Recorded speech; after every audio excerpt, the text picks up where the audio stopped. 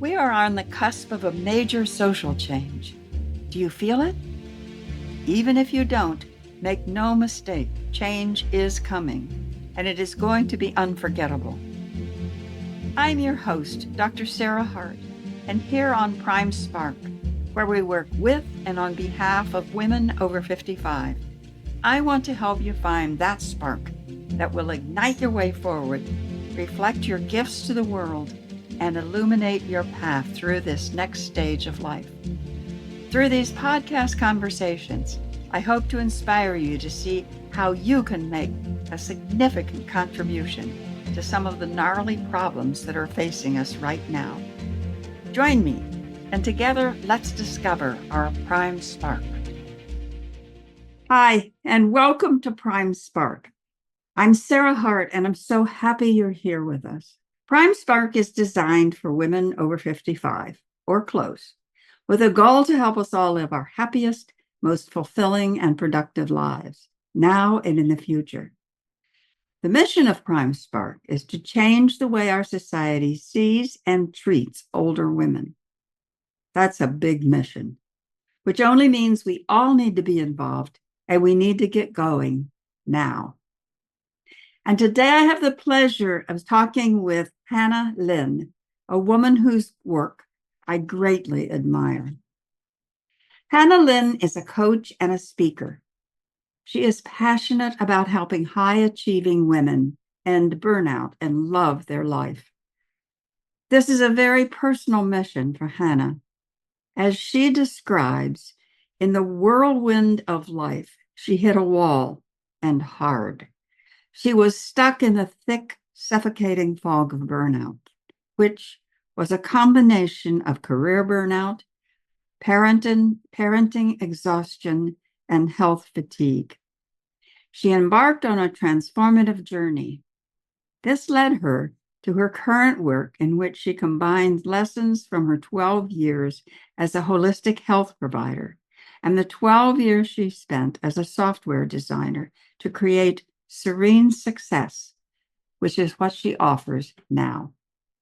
Welcome, Hannah. I'm so happy you're here today. Thank you. Thank you for having me on. It's a pleasure and an honor.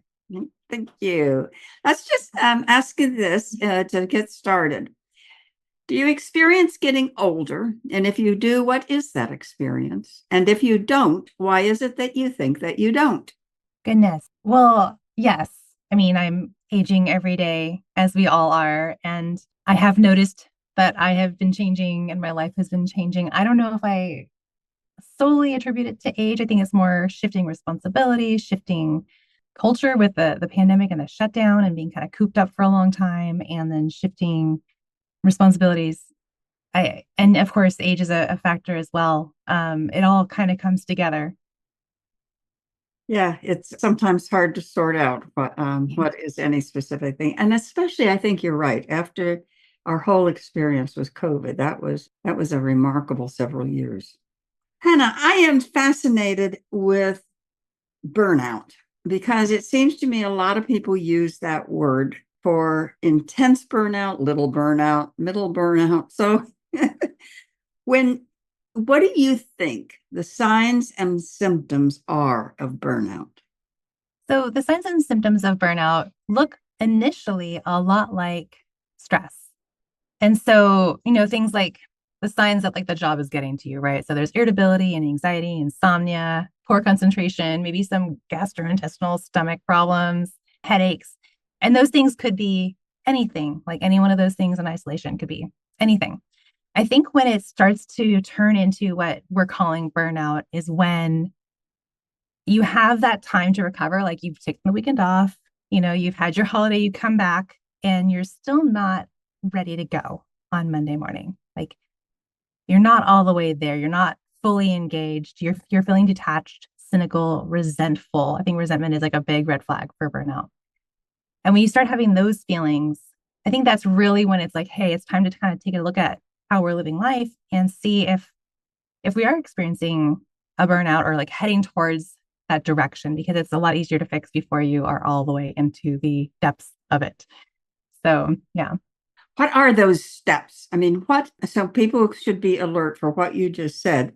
And I mean, from the women I speak with, I think what you just said, a lot of women experience in their lives because of all Mhm. the responsibilities they have. So, how do we know when really to put up the alert sign and start taking some steps as opposed to I've got a lot going on in my life. I think duration. Like if you have a week where you feel a little resentful towards your spouse or your boss or your job, okay. If you have week after week after week of feeling that way, then it is time to stop. Not like stop everything you're doing, but stop and take a look inward and see what is that resentment telling you, because it's telling you something really important about how you're spending your time and energy and whether or not it aligns with your values and whether or not you're being rewarded appropriately. So explain what you do for women. I mean, if I come to you and I am flat out, I mean, I'm just, I hate everything about my life right now. I hate my job, I hate my home, I hate my husband, I hate my kids, I hate everything. I can't do Absolutely. it Yeah. anymore. Can't do it anymore. I hear that one a lot. So yeah, so when we do get to that point where however it ends up expressing itself, like some of us end up in bed and can't get out of bed. Some of us end up with deep seated, like you're saying, that resentment that I just want everything to, I just want to walk away. I want to walk away from it all. I need a break. And the first thing that we do is really identify what it is you do want. So, I mean, we're getting the red flag, right? We don't want what's going on right now. There's something off. So, what we do is we go digging for what you really do want. What are your values? What is your purpose? And that can be kind of like a multifaceted peeling back layers of the onion experience, because so many of us have accumulated layers and layers and layers of expectations, of shoulds, things that we feel like we should do because culturally we think that we're expected to. We've been raised a certain way to be a certain person within the family or within the work environment. Or maybe we're comparing ourselves to someone we see on the social networks where, well, this person can do X, Y, and Z, and they're making a homemade meal for their family every single night. And we start putting these expectations on ourselves without stopping to see, like, well, is that even in line with my values? Should I even care about that? So we do kind of like a stop, like take a step back and let's identify our real values, our actual purpose right here and right now, because our purpose changes. What we care about, what matters to us now changes in different seasons of life with different circumstances. And it's really important to kind of check in and like, did the thing that mattered to you 5 years ago, is that still what matters to you today? And unravel those layers, the layers of that onion, and kind of identify what matters to you, what is valuable to you. And then we have a starting point, right? So once we have your values and your purpose, then we start looking at, okay, well, let's take a look at your life today. And we go through a couple exercises where we're identifying essentially the activities that fill your cup and the activities that drain it. And not just activities. I mean, we're talking about people, relationships, the way we spend our time and energy, and kind of go through and do an assessment. And at that point, we have an idea of what activities and things are filling us up, making us feel good, which of those are moving us towards our goals or the things that actually matter to us, and which of those things are possibly moving us away, the wrong direction, or just straight up sucking our soul. And then we know what to start saying no to. And saying no is a multifaceted approach, right? Like you don't have to just straight up say no to everything. There's multiple ways to do this. There's outsourcing, there's delegating, there's minimizing, there's also just saying no, and there's a lot of ways to do it. And also saying yes to the right things. If there's things that you need to be saying yes to that aren't in your life right now, saying yes to those things and making space for what matters to you will automatically start kind of clearing out the chaos and the noise of all those other demands. Because like I said, once you have a clear understanding of your values and your purpose, once you have your vision painted and your compass is set, saying yes to what matters to you becomes so much easier, and so does saying no.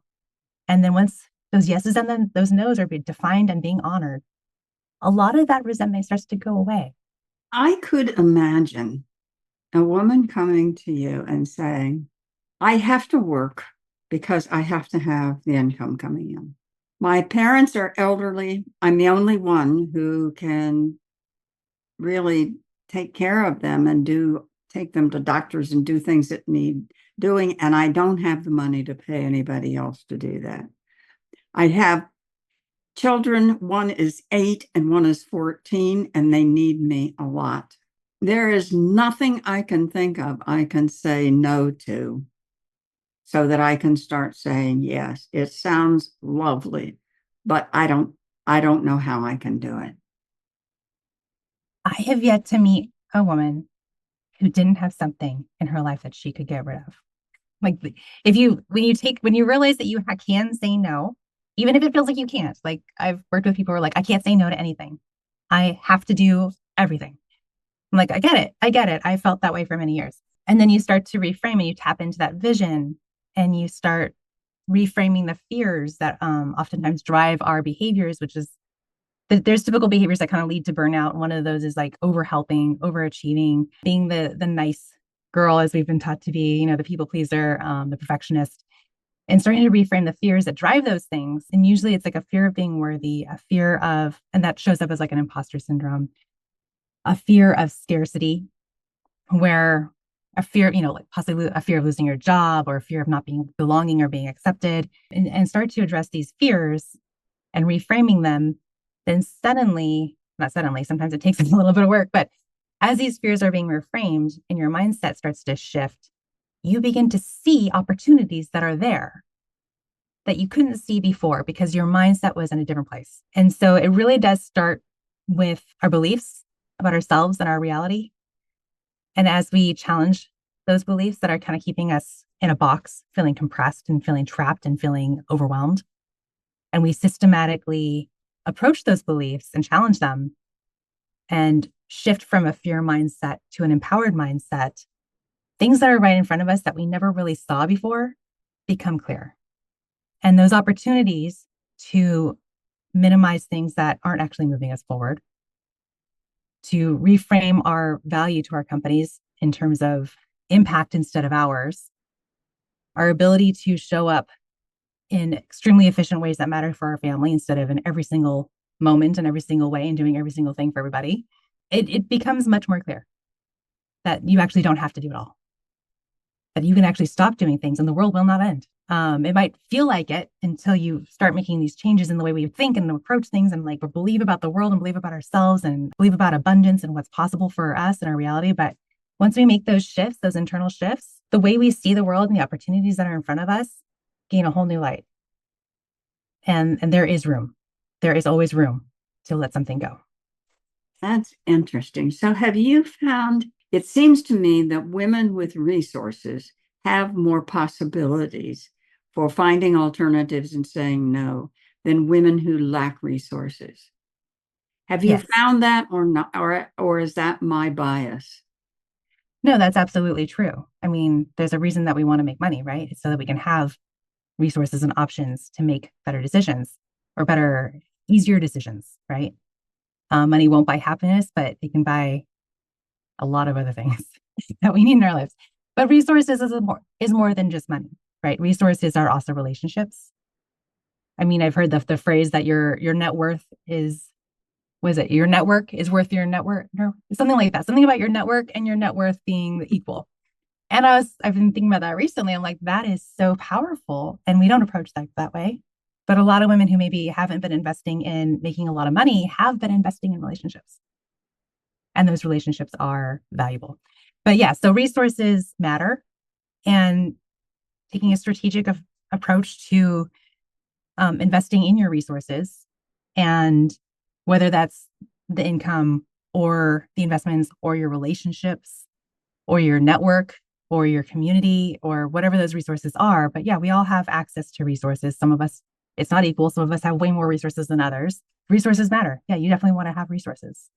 It's not a good place to be having no resources. And I would guess that some women feel that, and that helping them see that they do have more resources than they are aware of might be very helpful. I don't know that, but I would think that would be true. Mm-hmm. Why do some women experience burnout and others don't? I mean, you see some women who are, they have high powered jobs, they have a beautiful home and family, and they, at least for all appearances, they look like they're handling it. And I could be looking at them thinking, how can she do that? And she may actually be doing it. I mean, she may actually be able to do it. So what's the difference? Is it an internal difference? Is it what is it? I think there's a few things. The first is she may actually be struggling. You don't know, right? Like if you're looking at the highlights reel on Instagram or whatever, we have no idea what's going on there. The second is, okay, maybe she does have it all. Maybe she is doing it all. I guarantee you she is not actually the one doing it all. She is delegating. She has a team supporting her. And whether that team looks like her best friends, her mom, her spouse, her job, mentorship program, whatever she's doing, like she's got support. If you see someone out there seeding and kicking butt in the world, they have support. It may not look like what you think their support should look like, but they've got something that they have set up for themselves. She is delegating, she is outsourcing, she is empowering other people to support her and building them up in the process. I think one of the things that happened, and it seemed like at the time a good thing, and in my opinion, it turned out to be a very difficult thing, was that whole thing when we first decided we could have it all, right? Because for a while, you could only be you could only be mother and be in your homemaker. You could either be a homemaker or you could be a business or a professional woman. And then at some point we decided, oh, we can have it all. And that seemed like a really good idea. And I think it turned out to be a really bad idea. We already thought we should be able to do each of those things really well. And they probably took 100% or more of our time. And so you put them together and there was a huge collision.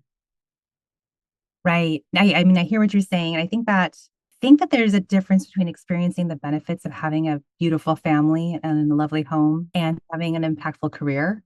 It's not the same thing as you're scrubbing your own floors, cooking your own home cooked meals, doing your kids' homework with them every single night, dolling yourself up for your husband, and you're, working a 50-hour work week. It's not that. That's not, I mean, you've all tried to do that, but it's not fun.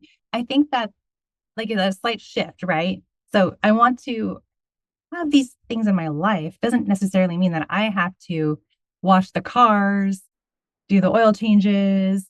I have to go and, work 70 hours a week and not have any help from my team or support from my mentors.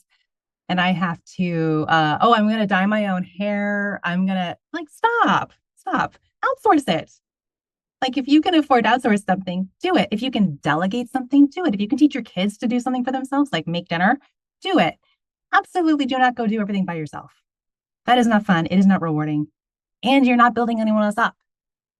I think that women, if you want to experience the beauty of impact, you have to develop the leadership skills to delegate, to train other people, to hold them accountable, and to see their contributions in your life. Like don't do it all yourself. That's not the best use of your value. And you're letting other people miss an opportunity to do something beautiful in your life. So yeah, it's all about let other people help you. And to do that, I mean, I remember once my sister has 4 children. They're all adult now and they all have their own children. Mm-hmm. But I remember once my sister is able to get everybody to do everything. And I've watched this over and over again. There'd be holiday dinners and everybody's working and she is socializing because she has gotten everybody doing things. But I heard her say to one of her daughters, said, how do you want this carrot, celery, whatever you call those trays? And my sister said, however you want to do it, and then went away. And right. So in order to delegate successfully, you either have to have however they do it be okay, or make sure if it's something that really does need to be done in certain different kinds of ways and not others, then make sure that the person is trained and then let them go. Yep. But it's got perfectionist streak of it's got to be this way. And I'm probably the only one who can do it. And it's easier for me just to do it than to tell somebody else how to do it.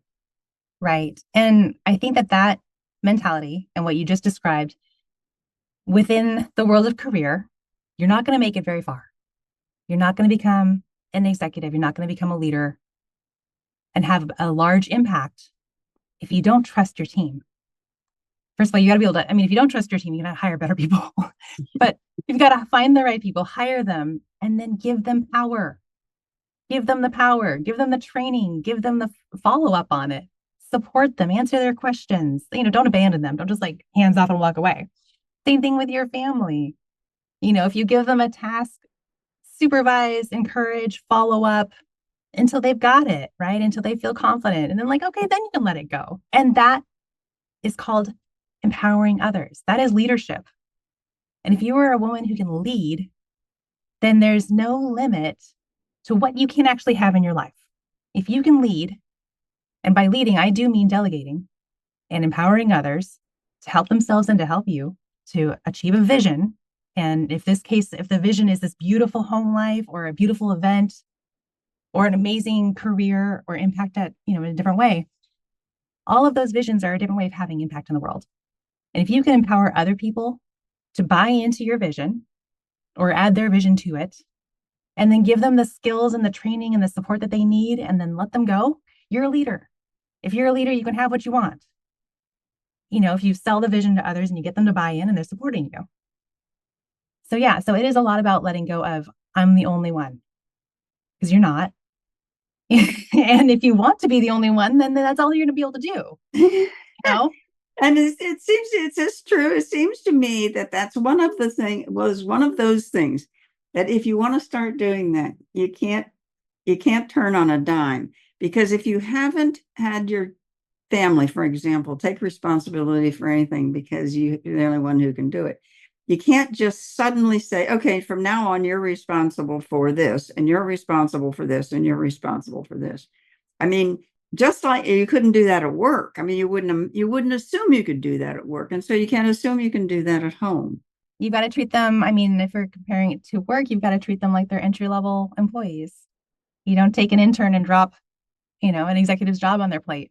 You got to meet them where they are, and where they are is however well they've been trained up to this point, whatever level of responsibility that they've been given up to this point, and then go from there.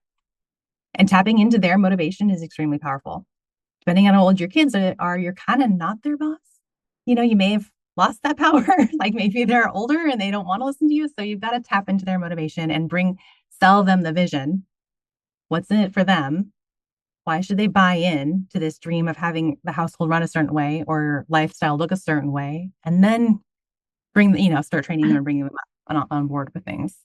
How would you get a teenager who's never had to be responsible for much of what goes on in the house to buy into helping out now with, I don't know, trash or some aspect of keeping the household moving along well?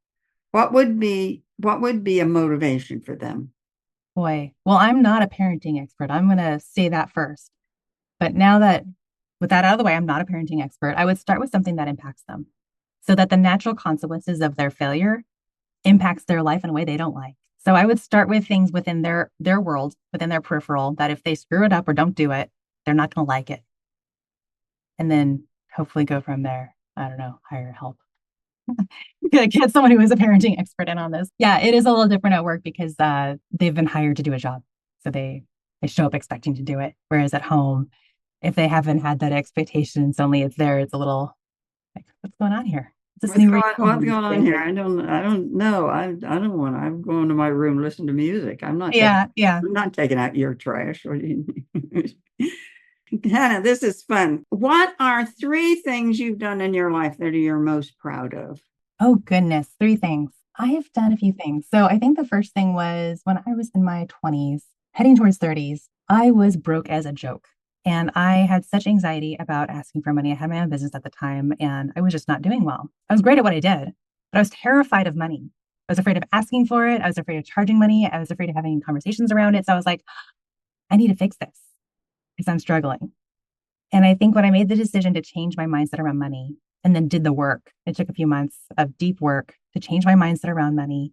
That changed the trajectory of my life. And it really kind of opened my eyes to the power of mindset, because I went from making, this was a while ago, like $25,000 a year, not a lot of money and a lot of debt, to making $250,000 a year in less than a year because I changed the way I thought.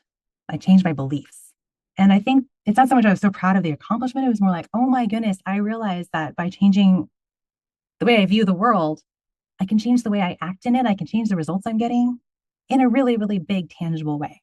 And that was such an eye-opening, oh my goodness, we have the power moment that I think that one's definitely on the list, just in terms of like the internal work that you can do. And then proud of things I'm proud of. I don't know. Goodness. I'm proud of persistence. Like I can fail at something for a really long time and not give up. Like if my vision is compelling enough, man, I can just keep on trying until I get there for a while. And I think that's powerful. And I think my relationships, investing in, my husband and the relationships with my kids at this point, I'm very happy with how that has been unfolding in my life, and definitely not saying it's been perfect. It's been a ride. But yeah, I would say that the faith and the hope that I have in our outcome and like this, the way that we can be loving towards each other has really kind of kept me strong in that. And I'm seeing the results of that. And I'm very happy and pleased with that. So, Hannah, what's next? What haven't you done? What's a dream? What are you thinking of that maybe you're already persisting in, but hasn't revealed itself yet?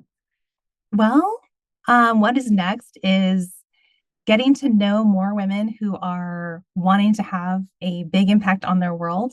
They need to get out of the rut that they're in, and finding and creating powerful ways to help them get out of that rut, help them to level up without, more sweat coming off of their brow, right? I think just doing more of what I'm doing, but refining it more and having a bigger impact in this space is definitely, I think, what's next. I'm working on a book that'll be out probably another 3 to 6 months. And yeah, I think that the space that we're discussing right now, helping women kind of get themselves out of that rut, unstuck, and having very powerful impact in their lives and living the dream that they really should be living, is really where my heart and my passion is. And that's kind of where I'm leaning into right now. So, do you have a title that you can tell us yet or not? Not yet. It is an untitled work right now. Okay. Well, I'll probably do the title last, which I know is like the opposite of what everyone else does, but that's okay. Well, we'll look forward to seeing it. Yeah. One last question that occurs to me. I don't know if you work with women this age, but I'm wondering if, I don't know if this is true or not, that the younger generation of women, are they coming in with the same expectations that we came, that we have to be able to do it all? We have to be perfect at work. We have to be perfect mothers. We have to be perfect spouses. We have to be. Are they coming in with the same thing, or have they discarded that? Nope, they're coming in with the same thing. That's too bad. They have to be it all, do it all for everyone, and they don't know how not to. How do we get rid of that? Is that, I mean, that is, we don't, we don't have it's to not help everyone. It's not everyone. I mean, I work with a select group in the world. Just because we're women, we don't have to help everybody in the world. Yeah. I work with millennials, and I work with women in their 40s and their 50s, and the themes are very common, like being raised in either, like it can happen in so many ways. Like I said, the fears that drive the behaviors can happen in so many ways. It can happen at home. Like maybe you're raised by a parent who's hypercritical and you feel like you have to prove yourself all the time, and you get in the workforce and you're constantly proving yourself and you're to the point of exhaustion. Or maybe you've been raised to be a helper. And so you're helping and helping and helping, and you choose a profession where you're helping and helping and helping, and it just never ends. Or maybe it happens, you've had a perfect childhood and you step into the workforce, and your first job, you see 1,000 people laid off. And it puts that fear in you that there's scarcity. So there's 1,000 ways that we could end up with a fear or a behavior that drives us to burnout. Does this happen? Do you work with men at all? Does this happen to men? It does happen to men. I work with women, but I know men. So I do know men that have struggled with burnout. And it's similar. Like the one I'm thinking of right now, very critical mother. So he ended up being a perfectionist, takes on everything, doesn't say no to things, overworks until he's fried. Right. And then he's fried. So, I mean, men do it too. I think that women are more likely to do it for a variety of reasons, external factors. But I mean, human is human. Those fears are human fears. Well, on that happy note, if somebody would like to get in touch with you and learn more about your work, how can they do that? Absolutely. So I have put together this new cheat sheet for podcast listeners, and it's essentially how to cut your working hours by 20%. And it's 7 principles that as you go through and apply them in your life, you will find ways to, like I said, eliminate, delegate, outsource, minimize, and say no to that that which is not moving you forward. So that is available, and you can find that at serenesuccess.net/pod, P-O-D. So say that one more time so people have really got it.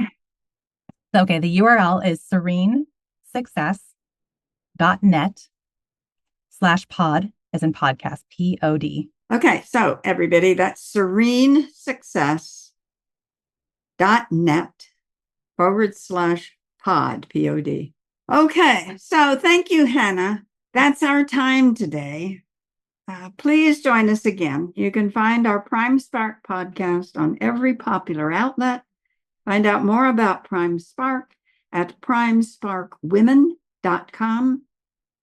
Thank you so much to my guest, Hannah Lynn. And don't forget, you can find her at serenesuccess.net. And to get the help that she's offering you, it's serenesuccess.net/pod. So thank you all for being with us. Love to all. Spread tolerance and love. Bye-bye. Thanks for listening. If you enjoyed today's episode and would like to stay updated, you can head over to my website, primesparkwomen.com, and get my free Spark Guide, 7 questions to ignite your spark, to help you discover your own spark. See you in the next episode.